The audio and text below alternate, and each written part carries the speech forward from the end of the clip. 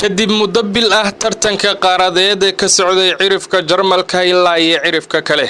Euro 2024 ayaa lagu wadaa in lagu soo gabagabeeyay caawa magaalada Berlin waliba garoonka Olympic Stadium halkaasoo ay ku hardami doonaan Spain iyo England wadooyinka ay labada xul soo kala mareen ayaa kuwa kala duwan Spain waxay ahayd laxanka tartanka waxayna ahayd miisaanka kaliya ee culus ee joogteynayay bandhigiisa qaab ciyaareedka soo jiidashada lehna haystay dhanka kale England ayaa inta badan u ekeyd kuwa liita laakiin qaybihii dambe ee tartanka ayay soo saareen natiijooyin loo baahnaa si ay u gaaraan finalka koobka qaramada Yurub 2 sanadood oo xiriira England ayaa soo bandhigtay qaab ciyaareedkii ugu wacnaa tartanka iyagoo masaafo yar ugu soo baxay semifinalka waxa ayna soo jiidasho leh goolashii natiijada lahayd oo ay la yimaadeen England Jude Bellingham ayaa daqiiqadii 90aad barbareeyay Slovakia Rigoreal ayay kaga badiyeen Switzerland Ole Watkins ayaa daqiiqadii 90aad goolka guusha ka dhaliyay Netherlands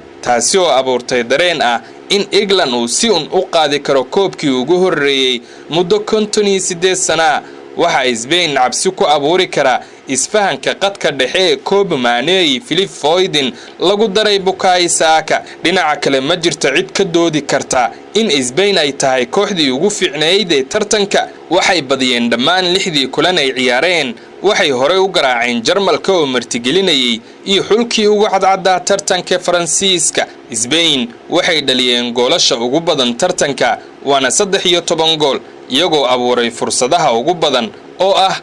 96 fursadood waxa la arki doonaa caawa xulku guushu ay raacdo Spain mise England